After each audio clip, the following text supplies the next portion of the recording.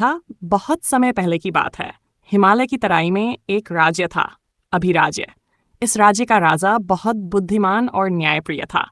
उसके एक ही बेटा था, राजकुमार आर्यन। आर्यन साहसी था, लेकिन उसका मन हमेशा नए रहस्यों को जानने के लिए लालायित रहता था। राज्य की सीमा से लगे घने जंगल के बारे में लोगों का कहना था कि वह जादुई है। वहां कोई भी गया तो लौटकर नहीं आया। राजा ने उस जंगल में जाने पर पाबंदी लगा दी थी।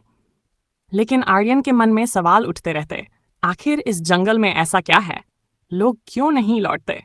क्या सचमुच कोई जादू है या केवल डर की कहानियां? जंगल की यात्रा। एक रात चांदनी में जब सब सो रहे थे, आर्यन अपने घोड़े चेतक पर सवार होकर चुपके से जंगल की ओर निकल पड़ा। जैसे ही वह जंगल में दाखिल हुआ, एक ठंडी हवा का झोंका आया और पेड़ों के पत्ते सरसराने लगे। चारों तरफ अजीब सी खामोशी थी। कुछ दूर चलने के बाद आर्यन ने देखा कि एक चमकदार रास्ता अपने आप बन रहा है। जैसे जैसे वह आगे बढ़ता, रास्ता बदलता जाता। अचानक सामने एक झील आ गई, जिसकी लहरें चांद की रोशनी में सोने जैसी चमक रही थीं। झील के बीचों बीच एक विशाल कमल खिला था। उस पर एक स्त्री प्रकट हुई। वह जंगल की रक्षक देवी थी। रहस्य का खुलना, देवी ने कहा, राजकुमार, तुम साहसी हो। यह जंगल शापित है। कई 100 साल पहले एक दुष्टांत्रिक ने इसे अपने काले जादू से बांध दिया था। जो भी यहाँ आता है, वह उसकी माया में फंसकर हमेशा के लिए खो जाता है। केवल वही इसे तोड़ सकता है जो निडर हो और दूसरों की भलाई के लिए अपने प्राणों की परवाह न करे।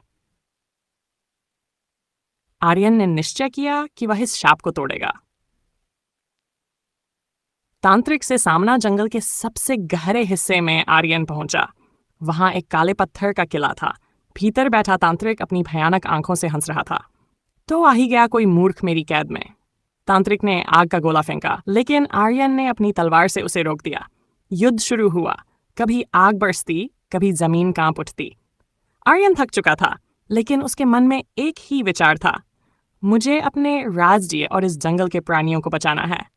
आखिरकार जब तांत्रिक ने अपनी सारी शक्ति एक मंत्र में बांधकर हमला किया, तब आर्यन ने अपनी तलवार झील के जल में डुबोकर उसे देवी का आशीर्वाद दिया। उस आशीर्वादित तलवार से उसने तांत्रिक की माया को काट डाला। तांत्रिक चीखता हुआ राख में बदल गया और उसका जादू टूट गया। जंगल का नया जीवन जैसे ही शाप टूटा, जंगल में जीवन लौट आया। पेड़ हरे भरे हो गए, पक्षी चहचहाने लगे और झील का जल अमृत सा चमकने लगा। जो लोग वर्षों से खोए हुए थे, वे भी मुक्त होकर अपने घर लौट पाए। आर्यन को देवी ने आशीर्वाद दिया, तुम्हारे साहस और निस्वार्थ भाव ने इस जंगल को बचाया है। अब यह सदा तुम्हारे राज्य की रक्षा करेगा।